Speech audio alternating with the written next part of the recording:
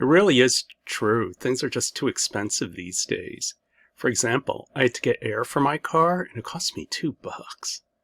But that's inflation for you. Best app ever. Anyway, continuing on, another big part of your storytelling is knowing the audience and identifying who is it that you're actually talking to and what issues you have to come up with. So you have to prepare. And do you have a strategy? Do you have a plan ahead of time? And if you're not a natural storyteller, and I'm in some ways not a natural storyteller, but the one thing is I'm always prepared. I know what I'm walking into. Also, look at people. There's something called screening and signals, and this is actually in game theory for those of you who ever make it to TEM102Lec1. Screening is about you watch people and you start thinking, okay, what do they do? What's their classification and everything else? Signals are you put out certain cues to people and see if they'll bite and take it, because then you learn about them based on what they like and don't like. For example, I found that TEM students have no sense of humor. Get feedback. This is the way you learn. You get information back. Now, before you even step up in front of an audience to speak, a lot depends on how much authority and power do you have. Because what happens is the audience already has a preconception of you. And so the stature of you as a speaker makes a difference. And what are the different kinds of power? Well, there's coercive power, meaning I can do something bad to you. And so that's why, students think teachers have a lot of power because, we can flunk you or pass you. Legitimate power means I have a title. Whatever you want to say, President Trump is still President of the United States. He does have legitimate power. He was elected. He has a title. Expert power means that people respect you because of what you know, and you're acknowledged to be an expert in the field. Reward power, yeah, I can pay you. I can give you something. And referent power is the best kind of power, and that means that people respect you, people will follow you, you have a reputation. And one thing throughout your entire career, what happened to me in one job is my boss stiffed my vendor. And so we're supposed to pay in 60 days, and we were at 90 days, and they're a startup, and they need the cash. And I'm like talking to everyone. And then finally I just said to my boss, look, John, I don't know how long I'll be here, but the one thing I carry with me from job to job is my reputation, my good name. And by stiffing these people, not paying them, I'm going to suffer for this more than anything else. Is there something we can do? Well, some things did start to happen and get done, so that's a good thing. When you think about your message, these are the things that you think about. Are these the right people for this message? Have you told it in the right way? Is it at the right time? Is it consistent over time? And can you do these things across different outlets? Like, does the communication work in certain situations but not others? Does it work on video or does it work better live? These are the types of things that you think about when you're doing that construction. A talk is like selling. What you're trying to do is drive them through the funnel. In the funnel of sales, and for those of you who take marketing, you know this, first step in selling is awareness. Are they aware that you're alive, that you know something? Next thing they do is consider what it is that you have to give. And then finally, you hope that they'll have a conversion. So does your purpose match up what this audience needs? In terms of strategy, study the audience, and you can look at videos, you can ask people, negative or positive. This is something that could take a long time to do. Prepare, practice. What do they do with debates? They have mock people in the audience to mimic what they're going to have to face. When you're getting feedback in certain situations, it's better to let the audience guide you instead of you trying to push the audience. And are you agile? meaning depending on the situation, maybe you change tones, maybe you change focus. Comics have this big problem because, if people aren't laughing or whatever, what do? They start changing tactics or tones. What is the purpose of your audience? Why have they come to listen to you? There are different kinds of audiences. There are people, the way to think of it is there's the archetype audience. These are the people that you picture who are going to be there. Are there groupings, segments? Are there people already there who can help you out, that you know are on your side? And then finally, can you model the audience? Is there, based on past data or whatever, can you figure out what it is you're going to be going up against? In terms of researching, there are different ways. And you could do it by interview. You can look up reports and data. You could do surveys ahead of time. And typically in entrepreneurship, what they do is what's called a mixed approach, meaning talk to some people, and then maybe you can do surveys ahead of time, or in a lot of cases, you can't do surveys at all. But what they do is they do surveys, then you can model it, and then you can figure out what's going on by embedding yourself with others. But social media is a really big way of going about finding information. And what you need to do is sort of become like a detective. And this is what literature is about. Looking at all those details and piecing it together to tell you what it is that you're actually looking at. In terms of persona, a word you probably heard a lot, that's the profile of a person. So things like gender, age, where are they in their organization, things like this tell you a lot about your audience. The thing about your audience is you're interested in who they are, why are they there, and what do they think they're going to get out of it. And so you understand what it is that you have to deliver. There's psychographics, which ties into persona, but what kind of thinking goes on with this audience? And some examples of psychographics are things like, are they introverted or extroverted, working class, liberal and conservative? You need to connect with them to get greater personalization. Look at different viewpoints because it creates new perspectives for you. And improve communication of what it is that you're trying to sell. And what are the themes that they're most interested in? The thing is, psychographics, these are considered to be the most important psychographics. How open are they? How conscientious are they? Are they extroverted or introverted? How agreeable are they going to be? And what neuroticisms are there? Everybody's neurotic to some degree or another. But what kind of quirks are you going to have to deal with? Because those quirks are like the noise of what you have to look at. In terms of groups, you want to know how they make decisions. How many people are involved? What is the timing? How do they view risk? Are they for real? Meaning, is this group, can I qualify it? And also, when they do business, how much business do they actually do? And so when you're looking at large groups like that, these are some of the considerations. Audiences feed off of you, and you feed off an audience. I used to play hockey goalie, and people would come and watch me. And then when I would make a good save and hear people ooh and ah, I've got to admit, I got pumped up. I could feel the energy.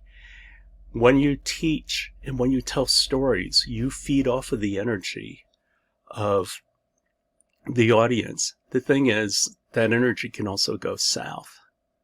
Can you get validation? Is there the possibility of contagion? Which is actually a good thing if you command the room, because we tend to mirror emotions of other people. Is that energy being amplified because of the sheer number? And also, what are the feedback loops? What is your relation to the audience? However, audiences can turn against you. The thing you have to be thinking about also is the art of war. Meaning, if they're stronger, what does the art of war tell you? don't fight. And so what you need to do is, whatever they're angry about, find a solution to bring their anger down. Don't take them head on. That's what a lot of people do, and it just gets messy. And you see it today with politicians. One thing you can do is agree with them. Tell them, like, for example, parking. You can just say to the students, yes, parking is an issue and we're working on solutions. And that's the end of it. I mean, they can't really do much more with it. Can you connect with their feelings? What you're trying to do, though, is damp down that emotion. And the way to damp down that emotion is basically try to take it away. And be genuine. And it's being honest with people, but don't match anger with anger or arrogance or evade questions. Be humble. People will respect humbleness, but at the same time, don't be too humble. Like, don't say, yeah, we're a huge failure or something like that. Try to put a positive spin on things. Now, here's a couple of videos to watch. The first one is Barry Gibb, the last remaining BG. And he plays, an old cheesy disco song. But you watch the audience, and they just totally get in it. And everybody in the stadium gets in it. And so this is where positive. On the other hand, for the second one, you just have to watch up to like 3 minutes and 50 seconds. But this is a town hall meeting, and it just goes to crap right away. But watch the body language of the speaker. And it's quite clear that he's getting beat up and losing it. And that's why you always have to maintain your cool when you talk. Prepare. How familiar are you with the topic that you're talking about? Do you have a history with it? What is important to them? And anticipate what they're going to go do ahead of time. Prepare ahead of time when you give a talk, meaning know the room. Are there going to be AV issues? Overhead projectors are different. Some will basically separate colors and some will mash them together. You have to be prepared for that. Can you attune to the mood? And if things go bad in certain mood ways, how can you fix it? Call for a response, meaning ask the audience questions, ask people questions, or pose rhetorical questions. Observe the audience and see what they do. And, of course, reach your audience. So we've talked about agility, and that's the ability to respond quickly to changing situations. An example is Kyrie Irving. Okay, Kyrie Irving has got some wacko ideas, like he doesn't think there were really dinosaurs or stuff like that. But you can't deny the way he prepares. And the way he prepares in basketball is actually he runs full steam, and he's got a mat on the ground, and then he dives and practices shooting that way. And he does that because he said, look, you don't get clean looks at the basket, so when most people practice shooting, it's pretty much useless. So he tries to do different kinds of things. And Tiger Woods is legendary for his work ethic, and he practices in the rain and the wind and other adverse conditions because he might have to deal with that. And so that's what agility is about. When these things happen, can you turn and change quickly enough that it's not a problem? The first thing you want to do is grab the room. And in order to grab the room, it's your physical presence. This is one hard thing to do. In the campus class, I give a lot of feedback of the way people stand and the way they talk and what they do. Like there was one kid today who's really fidgety and he's moving his sneakers like back and forth. And I'm just said to him, what are you doing up there? The river dance? And then there's another guy. Now the thing is, physical stature actually means something. And this guy was 6'2", he was broad-shouldered, big guy. He stood up there with his shoulders hunched in his hands like this. And it's like he came across as very meek. And so he's losing the room that way. And so grab the room. Can you adjust rapidly? Like you thought you had 20 minutes and now you have 5. This is agility. Interruptions. Are they going to throw you off? Mindfulness. Be aware of the room as you're scanning and probing the room. And this is one aspect of good speech. And that's that when you have a lot of people, make eye contact with people around the room. Now, I don't mean like sit there and go like this, but you get what I mean. You talk to one group, you talk to another group, you talk to another group. So everybody feels included. But that's also a good thing to do because you see what's going on. One thing about in class that a lot of students don't recognize, we teachers see everything. We're like your mom and dad. Your mom and dad knew when you snuck out. Your mom and dad knew when you took the car.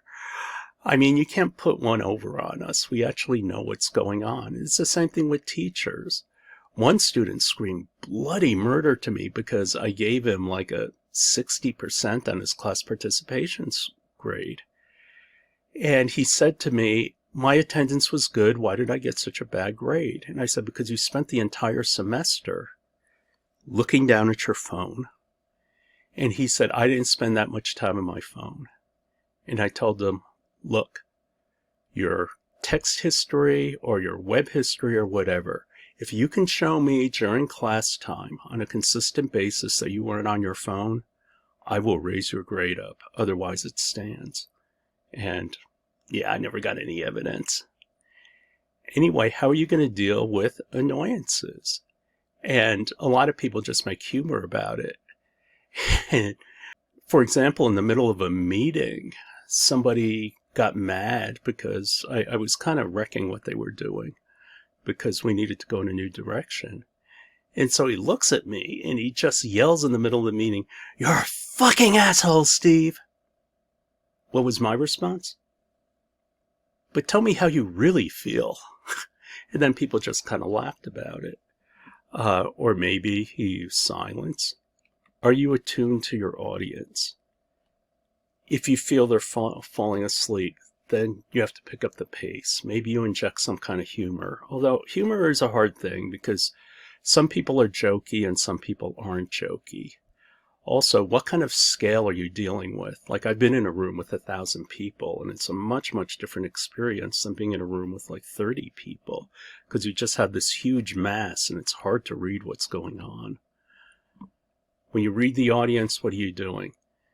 You make eye contact. You read faces. However, as I said, if it makes you nervous to look at people's faces, or somebody's going to make you laugh or something and lose it, then look at the tops of the heads. My poor granddaughter, she's 14, and she's going to give the maid of honor speech for her sister. And she's really freaked out because she's afraid she loves her sister so much that she's going to start crying and that she's not going to be able to stop crying. And so those are the things you need to think about in order to keep control. In terms of state, how is the room doing? Are they bored? Are they watching? Are they smiling? What do you see? And this is why you constantly scan. Pivot or persevere. Maybe if something's not working, you abandon it and go to something else, or go to a different topic, or speed through it. If you get distracted, be calm. This is where, when I got rattled, that's why I started developing go-to lines. So one of the toughest questions is, tell me about yourself. And so that's where I came up. I was born of poor but noble parents. The thing is, based on how they react and all, that gives me time. And again, humility goes a long way in a talk. If you display arrogance, people turn on you. If you're humble, then people feel like you're one of them. There are different situations. How do you handle it? For example, people yawning or looking at their phones. Maybe you make a joke out of it. Say, hang with me, it gets better. Maybe you raise your volume. But you need to substitute energy and hope that it'll spark the audience to pick up on it. Heckling. Again, you can make a joke on it. Think ahead of time of what people can say. Now that we've established that, this is what we should be concerned with. If you pay a compliment, acknowledge the compliment. Thank you. You're too kind. What I tend to do is when people pay me a compliment, I start looking around and go, oh, you're talking to me. And so those are the kinds of things that you look at. Now, here's where preparation in a talk really works well. I wrote a paper with a bunch of other, co-authors, and the number one author, John Bernstein, couldn't give the talk at the conference, so I went to go give the talk. Now, Richard Mueller from Berkeley, brilliant engineer, I don't know if he's the sharpest crayon in the box, but anyway, he's in charge of that section. So what he's going to do is read off the names. And I knew he was going to botch it up. And so ahead of time I thought, okay, what am I going to say if he introduces me as John Bernstein? Because then it gets, kind of awkward. And so these were the titles of my co-authors, Bernstein, Cho, Corpinus, King, and Weinberg. And so he said, and here's John Bernstein. And he stares at me and freezes, because obviously I don't look like a John Bernstein. And so I turned to the audience and I just said, well, as you could see, I'm not John Bernstein, I'm not Tony Corpinus, I'm not Tom King, and I'm not Mark Weinberg. I'm Steve Cho. And the audience laughed. And actually, my advisor was in the audience. And he turned around, my girlfriend was actually there watching me, and he just said, that was brilliant! Wow, what great improvisation and all. No, there was no improvisation, because sitting there, I'm thinking about scenarios. And because I'm not a natural response kind of person, because I'm more introverted, I plan these things out ahead of time. In a lab I used to work in, while I'm waiting for something to, get up to temperature, or waiting for something to etch or something like that, I used to look around the room and think through scenarios.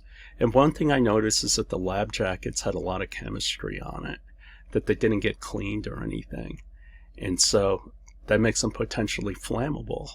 And that's what exactly happened. I was there with two other engineers. We were running something in the hood, and sparks came out, and it hit my jacket, and I caught fire. Now, the first thing that happens is when you catch fire, you panic. Okay, 1 to 2 seconds gone.